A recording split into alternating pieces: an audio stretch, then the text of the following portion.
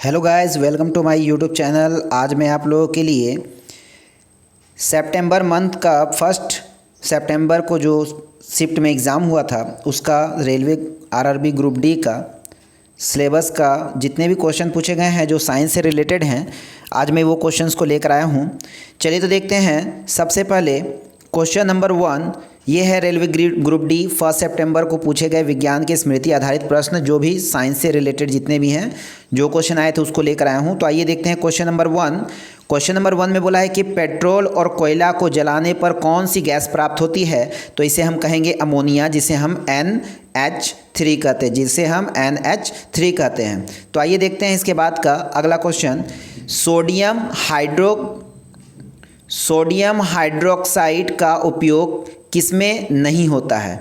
तो जल शुद्धिकरण में नहीं होता है। जल शुद्धिकरण के लिए सोडियम हाइड्रोक्साइड का उपयोग नहीं किया जा सकता है। चलिए देखते हैं तीसरा नंबर क्वेश्चन है कि बेकिंग सोडा बनाने की विधि क्या है। तो बेकिंग सोडा बनाने की विधि है Na2CO3 प्लस CO2, जिससे समीकरण बनाएंगे तो बनेगा NaHCO3।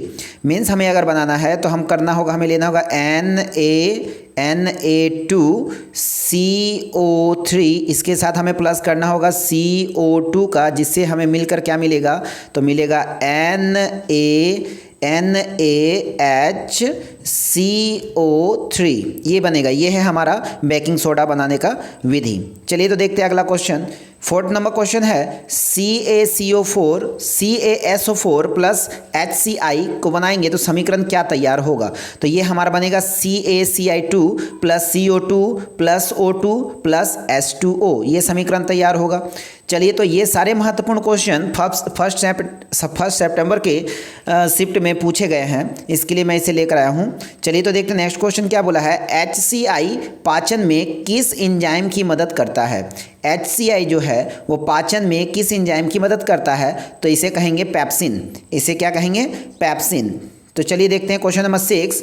क्वेश्चन नंबर 6 बोला है कि दर्पण का सूत्र क्या है। दर्पण का सूत्र क्या है। तो दर्पण का सूत्र होता है I/F minus 1/B plus 1/U। ये हो गया दर्पण का सूत्र। चलिए तो अगला क्वेश्चन देखते हैं। ओम का नियम, बहुत ही इंपॉर्टेंट क्वेश्चन, ऐसे भी अगले शिफ्ट में भी आ सकता है और ये तो 1 सितंबर में आ ही चुका है। क्वेश्चन है ओम के नियम का सूत्र बताइए। ओम के नियम का सूत्र क्या होता है। तो ओम का नियम का सूत्र होता है V = IR। V = IR, ये है ओम का नियम का सूत्र। चलिए देखते हैं अगला क्वेश्चन। क्वेश्चन है विनेगर के अंदर कौन सा एसिड पाया जाता है। ये भी इंपॉर्टेंट क्वेश्चन है।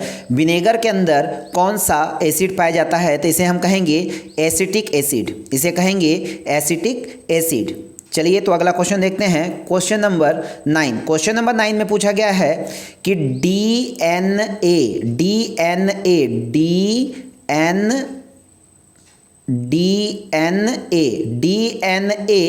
कहाँ पर पाया जाता है। बहुत ही इंपॉर्टेंट क्वेश्चन है। DNA की उपस्थिति कहाँ होती है या इसकी स्थिति कहाँ होती है। तो ये हमारा आंसर होगा माइटोकॉन्ड्रिया। इसका आंसर होगा माइटोकॉन्ड्रिया। बहुत ही इंपॉर्टेंट क्वेश्चन है ये भी। ये अगले हमारे क्वेश्चन आ सकते हैं, बहुत ही इंपॉर्टेंट क्वेश्चन है ये। चलिए अगला क्वेश्चन देखते हैं। Question number 10।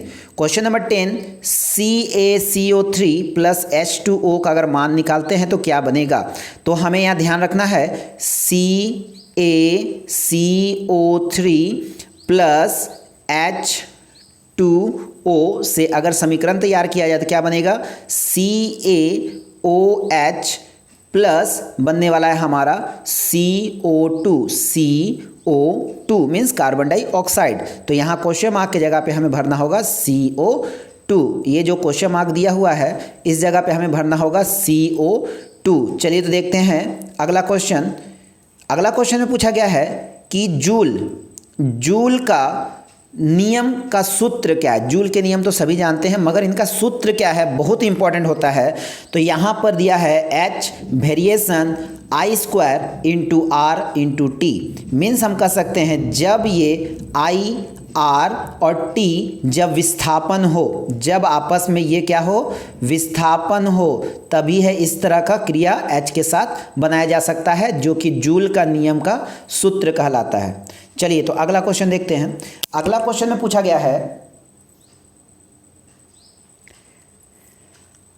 अगला क्वेश्चन में पूछा गया है विद्युत बल्ब के फिलामेंट का गलनांक कितना होता है।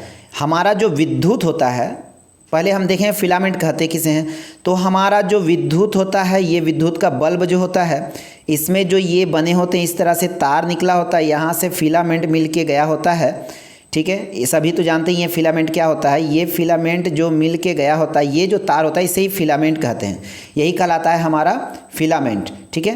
तो फिलामेंट जो पूछ रहा है कि फिलामेंट का गलनांक, ये जो गलनांक है कितना होता है, तो इसका होता है 3380 केल्विन। कितना होता है दोस्तों?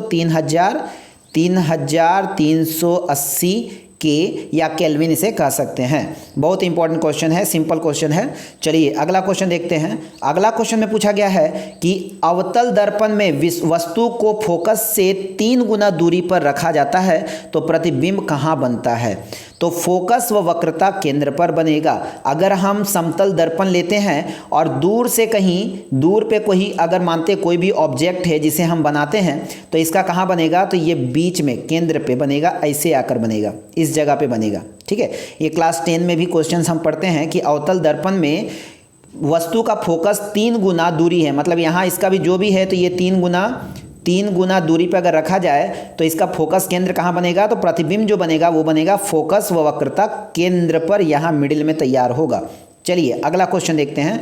अगला क्वेश्चन में पूछा गया है कि यदि किसी तार की लंबाई L व प्रतिरोध R है, जब इसके आयतन को परिवर्तित रखते हुए लंबाई 25% बढ़ा दी जाती है तो प्रतिरोध क्या होगा। तो प्रतिरोध जो है, प्रतिरोध में 56% की वृद्धि आएगी, प्रतिरोध में 56% की वृद्धि आएगी। चलिए देखते हैं अगला क्वेश्चन। अगला क्वेश्चन है हमारे शरीर के लिए कौन सा आहार अच्छा है।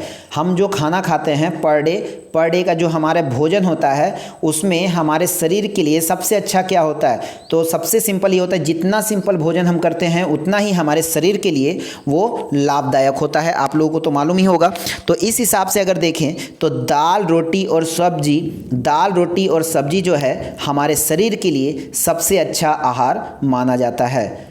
चलिए तो अगर आपको ये वीडियो अच्छा लगा हो तो वीडियो को लाइक कर दें, चैनल को सब्सक्राइब कर दें और अपने दोस्तों के साथ में शेयर करें और अपना बहुमूल्य कमेंट भी देना ना भूलें, जिससे कि मुझे और भी अच्छा से पता चल पाए कि आप तक जो वीडियो पहुंच रही है आपको वो समझ आ रही है या नहीं आ रही है। और ये हमारा शिफ्ट 1 था, 1 सितंबर के शिफ्ट में एग्जामिनेशन में हमारा ये क्वेश्चंस आए थे और आज हो गया है 2 सितंबर। आज हो गया है 2 सितंबर, मीन्स कल के क्वेश्चन में आ चुके हैं। तो आज मैं ट्राई करूंगा कि आज के शिफ्ट का भी जो है क्वेश्चन आप लोगों के लिए लेकर आऊं। जय हिंद, जय भारत।